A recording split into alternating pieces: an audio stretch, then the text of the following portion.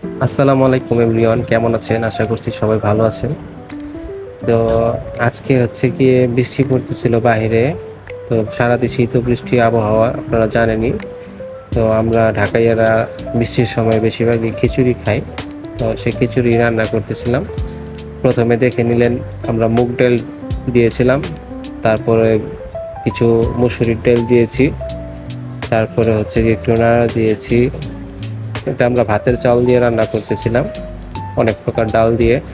তারপরে হচ্ছে গিয়ে আমরা মটরের ডাল দিয়ে দিয়েছি।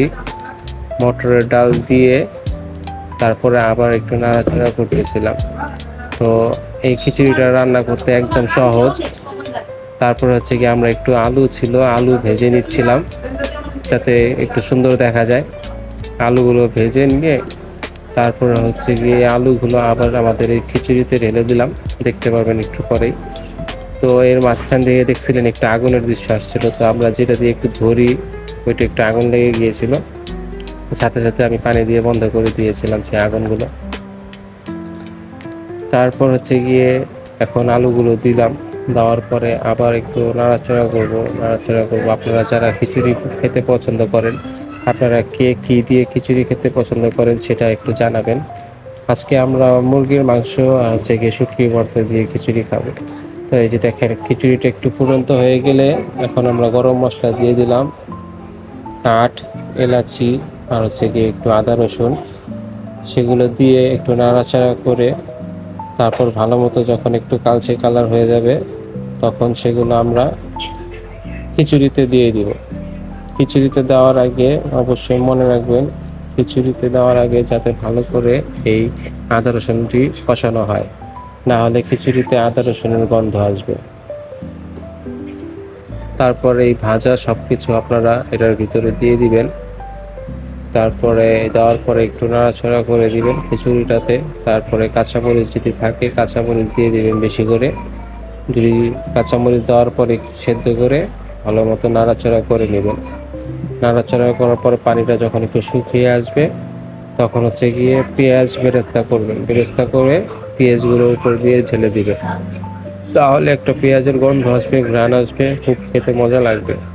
তারপর আমরা এখানে মুরগি দিয়ে আর হচ্ছে শুটকির ভর্তা দিয়ে আজকে খিচুড়িটা খাবো। তো আমরা আগে থেকেই একটু মুরগি ভেজে রাখছিলাম, আদা রসুন সব কিছু দিয়ে তেলে ফ্রাই করে রাখছিলাম। সেই মুরগিগুলো উপর দিয়ে দিয়ে দিব, কারণ মুরগিটা যেহেতু আমরা এটা রান্না করিনি, তার জন্য আমরা আলাদা খাবো না।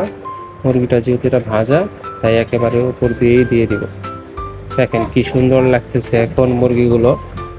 তো এভাবে রান্না করলে অনেক ভালো হবে। দেখেন কি সুন্দর এখন দেখা যাচ্ছে।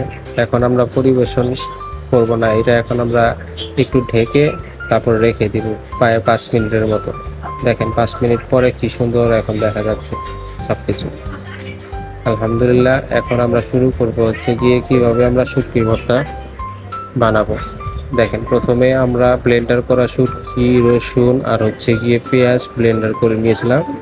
তারপর তেলের ভিতরে এগুলো আমরা ছেড়ে দিলাম। ছেড়ে দিয়ে ভালোভাবে নাড়াচাড়া করে দেখেন কি সুন্দর এখন দেখা যাচ্ছে। এখন আমরা পরিবেশন করব না, এটা এখন আমরা একটু ঢেকে তারপর রেখে দিব প্রায় 5 মিনিটের মতো। দেখেন 5 মিনিট পরে কি সুন্দর এখন দেখা যাচ্ছে সব কিছু। আলহামদুলিল্লাহ, এখন আমরা শুরু করব হচ্ছে গিয়ে কীভাবে আমরা শুটকি ভর্তা বানাবো। দেখেন প্রথমে আমরা ব্লেন্ডার করা শুটকি, রসুন আর হচ্ছে গিয়ে পেঁয়াজ ব্লেন্ডার করে নিয়েছিলাম। তারপর তেলের ভিতরে এগুলো আমরা ছেড়ে দিলাম। ছেড়ে দিয়ে ভালোভাবে নাড়াচাড়া করে শুটকি ভর্তা রান্না করতেছি। তো নাড়াচাড়া করতে করতে এক সময় দেখবেন এইভাবে তেল উপরে ভেসে উঠবে।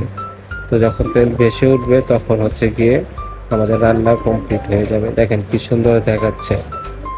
এখন আমরা